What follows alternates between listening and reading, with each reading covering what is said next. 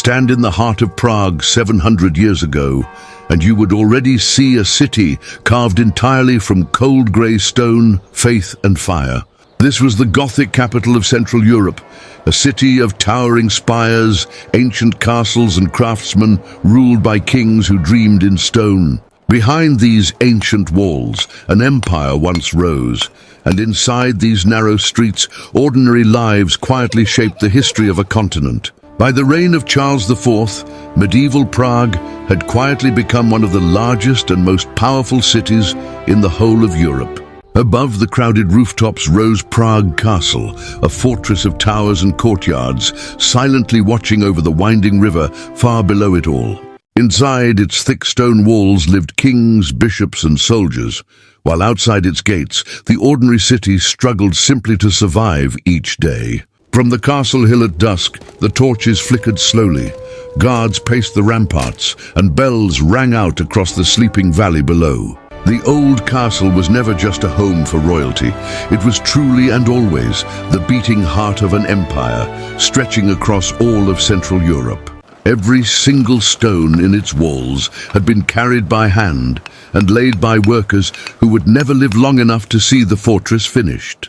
And yet even the mightiest castle on the hill depended completely on the noisy chaos of the streets stretching far below its heavy iron gates. Down in Old Town, the narrow streets twisted like veins through a body built entirely from timber, cold stone, and centuries of settled dust.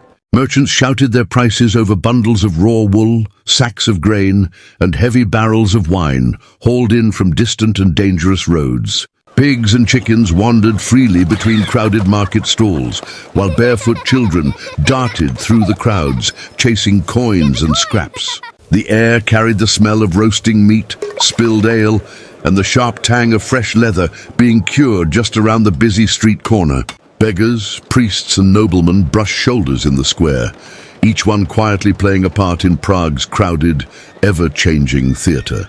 By midday, the marketplace roared with 1,000 overlapping voices, a chaos that somehow always found its own strange working city rhythm. Behind every market stall stood a guild, and behind every guild stood decades of hidden secrets, passed only from master to eager apprentice. Blacksmiths hammered glowing iron into swords and horseshoes, sparks flying like tiny stars inside their dark, smoke-filled little workshops. Stonemasons patiently carved gargoyles meant to guard the cathedrals, each creature designed to frighten evil far away from sacred ground.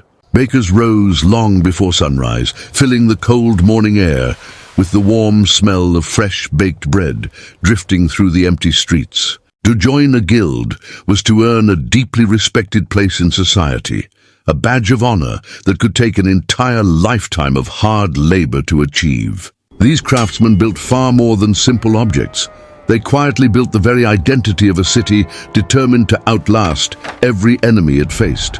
No structure symbolized Prague's growing ambition more than the Great Bridge slowly rising across the wide and unpredictable Vltava River. Legend says the builders even mixed egg yolks into the mortar, believing it would make the stone strong enough to survive many long centuries. Workers balanced on wooden scaffolding high above the water, risking their lives daily to slowly connect two halves of a growing river city. Fishermen quietly cast their nets beneath the unfinished stone arches, unaware they were witnessing the slow birth of an eternal landmark. When sudden floods rose without warning, the half-built bridge groaned under pressure, testing every calculation made by its careful architects. Still it endured, rising higher with each passing season, destined to carry merchants, kings and pilgrims for many hundreds of years to come. On the hill above it all, a great cathedral climbed slowly toward the heavens, one impossible stone arch layered carefully above the next. St. Vitus Cathedral was never simply a church. It was a message written permanently in stone that Prague answered only to God himself above. Inside, flickering candlelight danced across gold relics, while thick incense drifted through air, heavy with centuries of whispered prayer. Pilgrims traveled for many weeks just to kneel beneath its unfinished towers, believing every single stone carried some divine protection. Bells rang out across the city at dawn, again at midday, and once more at dusk, marking time for a people who could not yet own a single clock. For the truly faithful, the great cathedral stood as proof that even a city built from mud and timber could still reach far toward eternity. But when night finally fell over Prague, the golden glow of faith quietly gave way to shadows, silence, and very real, creeping city danger. Streets without torches turned treacherous fast, and city guards patrolled nervously past dark alleys where thieves quietly waited in ambush. Disease crept silently through the crowded quarters faster than any army, and plague could silence an entire street within a matter of days. Doctors wearing beaked masks stuffed with dried herbs walked slowly from door to door, offering little more than fear disguised as medicine. Bodies were quietly carried out at night to avoid public panic, while survivors bolted their doors and prayed the sickness would pass them by. Even kings could not escape the terror completely, for plague never once cared whether a soul lived behind a castle wall or a humble hovel. And then came fire, sweeping through the crowded wooden districts with a speed no bucket line or desperate prayer could ever hope to outrun.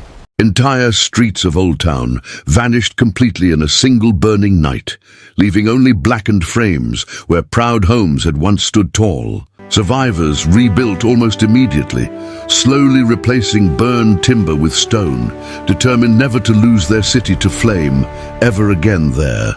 Out of every single disaster, Prague did not simply recover, it quietly transformed itself into something far stronger than it had been before. New guild halls rose steadily from the ashes, taller towers slowly replaced older ones, and the skyline became unmistakably Gothic in shape.